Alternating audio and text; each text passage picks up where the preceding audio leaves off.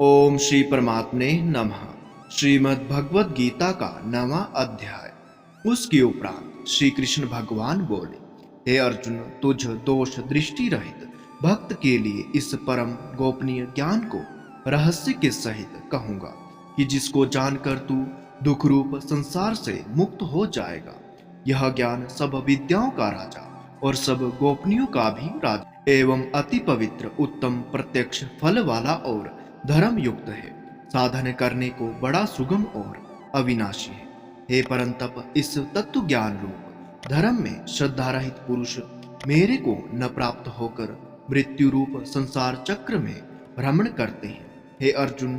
मुझ सच्चिदानंद घन परमात्मा से यह सब जगत जल से बर्फ के सदृश परिपूर्ण है और सब भूत मेरे अंतर्गत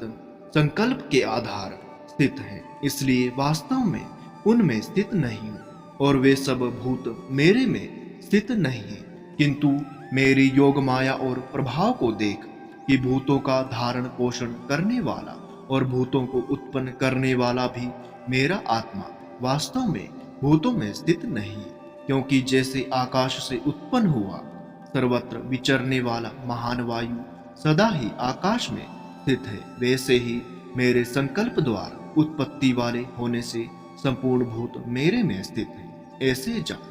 हे अर्जुन, कल्प के अंत में सब भूत मेरी प्रकृति को प्राप्त होते हैं, अर्थात प्रकृति में लय होते हैं और कल्प के आदि में उनको मैं फिर रचता हूँ। जैसे कि अपनी त्रिगुणमयी माया को अंगीकार करके स्वभाव के वश से परितंत्र हुए इस संपूर्ण भूत समुदाय को बारंबार उनके कर्मों के अनुसार रचता हूँ। हे अर्जुन, उन कर्मों में आसक्ति रहित और उदासीन के सदृश स्थित हुए मुझ परमात्मा को वे कर्म नहीं बांधते हैं। हे अर्जुन, मुझ अधिष्ठाता के सकाश से यह मेरी माया चराचर सहित सर्व जगत को रचती है और इस ऊपर कहे हुए हेतु से ही यह संसार आवागमन रूप चक्र में घूमता है। ऐसा होने पर भी संपूर्ण भूतों के महान ईश्वर रूप मेरे परम भाव को न जानने वाले मूढ़ लोग मनुष्य का शरीर धारण करने वाले मुझ परमात्मा को तुच्छ समझते हैं, अर्थात अपनी योग माया से संसार के उद्धार के लिए मनुष्य रूप में विचरते हुए वो साधारण मनुष्य मानते हैं, जो कि वृथा आशा, वृथा कर्म और वृथा ज्ञान वाले अज्ञानी जन राक्षसों के और असुरों के जैसे मोहित करने वाले तामसी स्वभाव को ही धारण किए हुए हैं। परंतु हे कुंती पुत्र, देवी प्रकृति के आश्रित हुए जो महात्मा जन है, वे तो मेरे को सब भूतों का सनातन कारण और नाश रहित अक्षर रूप जानकर अनन्य मन से युक्त हुए निरंतर भजते हैं। वे दृढ़ निश्चय वाले भक्त जन निरंतर मेरे नाम और गुणों का कीर्तन करते हुए तथा मेरी प्रकृति के लिए यत्न करते हुए और मेरे को बारंबार प्रणाम करते हुए सदा मेरे ध्यान में युक्त हुए अनन्य भक्ति से मुझे उपासते। उनमें कोई तो मुझ विराट स्वरूप परमात्मा को ज्ञान यज्ञ के द्वारा पूजन करते हुए एक तत्व भाव से, अर्थात जो कुछ है सब वासुदेव ही है, इस भाव से उपासते और दूसरे पृथक भाव से, अर्थात स्वामी सेवक भाव से कोई कोई बहुत प्रकार से भी उपासते हैं। क्योंकि क्रतु अर्थात श्रोतकर्म में हूँ, यज्ञ अर्थात पंच महायज्ञादिक स्मार्त कर्म में हूँ, स्वधा अर्थात पितरों के निमित्त दिया जाने वाला अन्न में हूँ, औषधि अर्थात सब वनस्पतियां में हूँ, एवं मंत्र में हूँ, धृत में हूँ, अग्नि में हूँ और हवन रूप क्रिया भी मैं ही हूँ। हे अर्जुन, मैं ही इस संपूर्ण जगत का धाता और धारण पोषण करने वाला एवं कर्मों के फल को देने वाला तथा पिता माता और पितामह हूँ और जानने योग्य पवित्र ओंकार तथा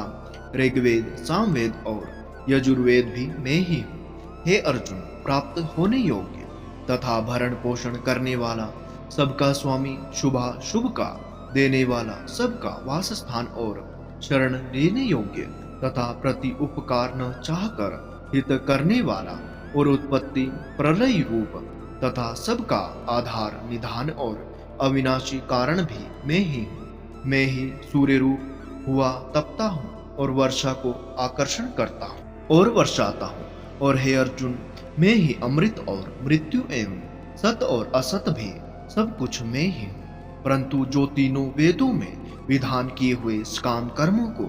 करने वाले और सोमरस को पाने वाले एवं पापों से पवित्र हुए पुरुष मेरे को यज्ञ के द्वारा पूजकर स्वर्ग की प्राप्ति को चाहते हैं, वे पुरुष अपने पुण्य के फल रूप इंद्र लोक को प्राप्त होकर स्वर्ग में दिव्य देवताओं के भोगों को भोगते हैं। वे उस विशाल स्वर्ग को भोग कर पुण्य क्षीण होने पर मृत्यु लोक को प्राप्त होते हैं। इस प्रकार स्वर्ग के साधन रूप तीनों वेदों में कहे हुए सकाम कर्म के शरण हुए और भोगों की कामना वाले पुरुष बारंबार जाने अनजाने को प्राप्त होते हैं, अर्थात पुण्य के प्रभाव से स्वर्ग में जाते हैं और पुण्य क्षीण होने से मृत्यु लोक में आते हैं। जो अनन्य भाव से मेरे में स्थित हुए भक्तजन मुझ परमेश्वर को निरंतर चिंतन करते हुए निष्काम भाव से भजते हैं, उन नित्य एक ही भाव से मेरे में स्थिति वाले पुरुषों का योगक्षेम मैं स्वयं प्राप्त कर देता हूँ। हे अर्जुन, यद्यपि श्रद्धा से युक्त हुए जो सकामी भक्त दूसरे देवताओं को पूजते हैं, वे भी मेरे को ही पूजते हैं, किंतु उनका वह पूजना अविधि पूर्वक है, अर्थात अज्ञान पूर्वक है, क्योंकि संपूर्ण यज्ञों का भोक्ता और स्वामी भी मैं ही हूँ। परंतु वे मुझ अधियज्ञ स्वरूप परमेश्वर को तत्व से नहीं जानते हैं, इसी से गिरते हैं, अर्थात पुनर्जन्म को प्राप्त होते हैं। कारण यह नियम है कि देवताओं को पूजने वाले देवताओं को प्राप्त होते हैं, पितरों को पूजने वाले पितरों को प्राप्त होते हैं, भूतों को पूजने वाले भूतों को प्राप्त होते हैं, और मेरे भक्त मेरे को ही प्राप्त होते हैं। इसलिए मेरे भक्तों का पुनर्जन्म नहीं होता है। हे अर्जुन, मेरे पूजन में यह सुगमता भी है कि पत्र, पुष्प, फल, जल इत्यादि जो कोई भक्त मेरे लिए प्रेम से अर्पण करता है, उस शुद्ध बुद्धि निष्काम प्रेमी भक्त का प्रेम पूर्वक अर्पण किया हुआ वह पत्र पुष्पादिक में सगुण रूप से प्रकट होकर प्रीति सहित खाता हूँ। इसलिए हे अर्जुन, तू जो कुछ कर्म करता है, जो कुछ खाता है, जो कुछ हवन करता है, जो कुछ दान देता है, जो कुछ स्वधर्माचरण रूप तप करता है, वह सब मेरे अर्पण कर। इस प्रकार कर्मों को मेरे अर्पण करने रूप संन्यास योग से युक्त हुए मन वाला तू शुभाशुभ फल रूप कर्म बंधन से मुक्त हो जाएगा और उनसे मुक्त हुआ मेरे को ही प्राप्त होवेगा।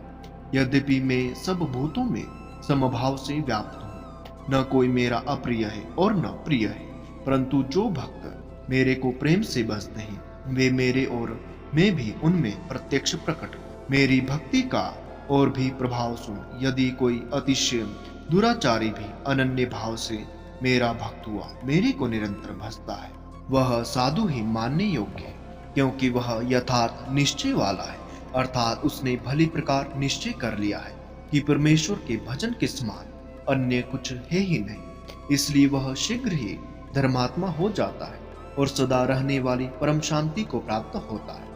हे अर्जुन, तू निश्चय पूर्वक